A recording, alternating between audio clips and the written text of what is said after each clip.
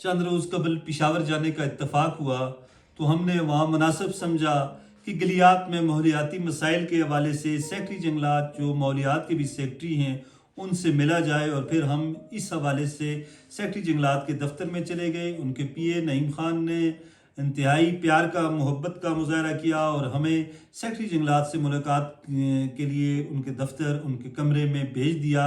अभी हम बैठे ही थे कि देखा लोगों का काफ़ी रश था। इसी दौरान एक नौजवान जिसकी उम्र कोई 35 बरस के करीब होगी वो तेज़ी के साथ दाखिल हुआ। सेक्रेटरी साहब ने भी उसके साथ गर्मजोशी के साथ मुसाफा किया, उन्हें बिठाया और भरपूर इज्जत दी।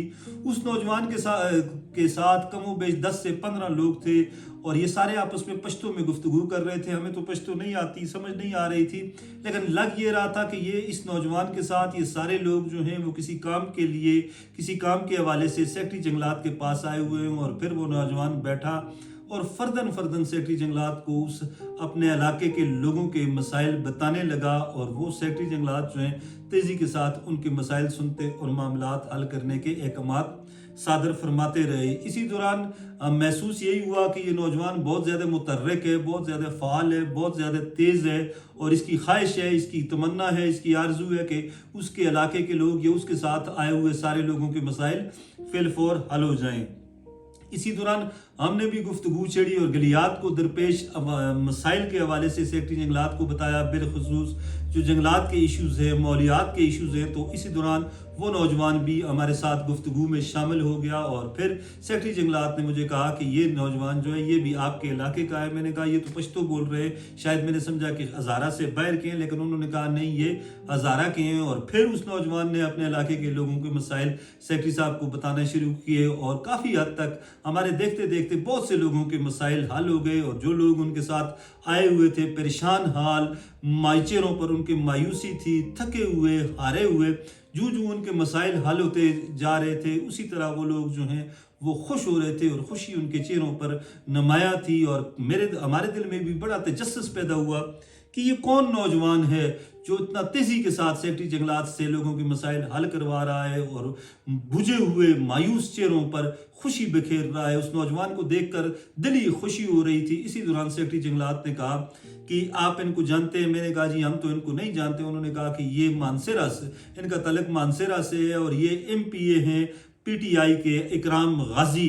इकराम गाजी को तो हम जानते थे, नाम भी सुना हुआ था, लेकिन शायद उन्होंने बाल छोटे करवा लिए थे या पता नहीं हुलिया, पता नहीं क्या वजह थी कि हम उनको उस वक्त पहचान ना सके। बहरहाल दिल बड़ा खुश हुआ और फिर उसी बर्क रफ्तार के साथ वो लोगों के मसाइल हल करवाते रहे। और फिर वो कोई आधा पौना घंटा वहाँ बैठे, हमारे गलियात के इश्यूज़ को भी पर भी उन्होंने डिस्कशन की और हमें भी बड़ी उन्होंने असिस्ट किया। बड़ा सेक्रेटरी साहब से गलियात के हवाले से भी उन्होंने गपशप की और फिर वो वहाँ से चले गए। लेकिन वो चले तो गए, लेकिन हमारे जहन में ये सवाल बार बार आता रहा कि काश इस तरह का कोई मुतर्रक, फ़ाल और ज़बरदस्त किस्म का MPA हज़ारा के दीगर इलाकों में भी आएगा और दीगर इलाकों के MPAs भी क्या इसी तरह तेज़ी के साथ, इसी तरह मुतर्रक हैं और इसी तरह पिशावर में बैठे हुए लोगों के बैठकर इलाके के लोगों के मसाइल हल कर रहे हैं। ये सवाल बार बार हमारे जहन में आ रहा था। गो कि हम गुफ्तगू तो सेक्रेटरी जंगलात के साथ कर रहे थे, लेकिन हमारे जहन में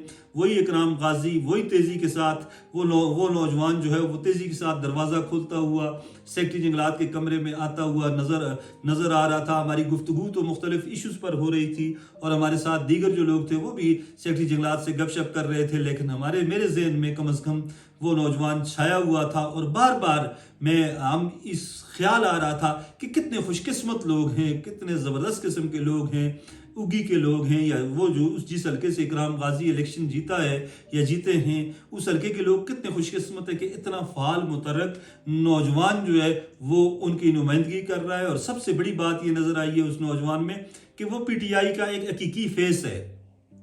इमरान खान जिन लोगों की बात करते थे, इंसाफ स्टूडेंट फेडरेशन से वो निकला اور زبردست قسم کا اس نے کمپین کی الیکشن میں، الیکشن جیتا، اور اب وہ عمران خان کے ویژن کے عین مطابق لوگوں کے مسائل، لوگوں کی دہلیز پر نہ صرف حل کر رہا ہے بلکہ پشاور جیسے دور دراز علاقے میں بھی جا کر اگی سے اٹھ کر لوگوں کے مسائل حل کر رہے ہیں۔ اور وہ حقیقی معنوں میں اکرام غازی اور اس طرح کے جو نوجوان ہیں، یہ عمران خان کے حقیقی وارث ہیں، پی ٹی آئی کے حقیقی وارث ہیں اور حقیقی سپاہی ہیں۔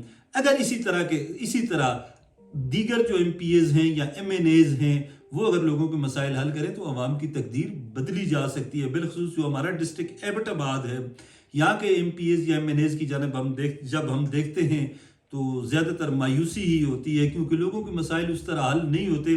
لوگ جو ہیں وہ جولیاں اٹھا کر دعائیں کرتے ہیں کہ یا اللہ ہمارے مسائل حل کر دے، اور کوئی درخواست پر سائن کروانے کے لیے، دستخط کروانے کے لیے جو ہے وہ کئی مہینے انتظار کرتا ہے۔ کسی کی ٹرانسفر، کسی کی پوسٹنگ، کسی کی نئے آرڈر، نئے تقرری، کسی کا کوئی چھوٹا موٹا منصوبہ، لوگ بہت زیادہ مسائل کا شکار ہوتے ہیں، وہ پریشان ہوتے ہیں۔ آج کے اس مہنگائی کے دور میں ایک جگہ سے دوسری جگہ جانا بڑا مشکل ہوتا ہے۔ ایسے میں اگر کوئی ایم پی اے اکرام غازی جیسا ہو تو پھر اس کے مقدر میں نہ صرف کامیابی ہوتی ہے بلکہ ہر لمحہ لوگ جو ہیں وہ جولیاں اٹھا کر دعائیں دیتے ہیں۔ ہم سمجھتے ہیں خوش قسمت ہیں وہ لوگ جن کے ایم پی ایز یا جن کے ارکان اسمبلی، منتخب ارکان اسمبلی اکرام غازی کی طرح ہوتے ہیں۔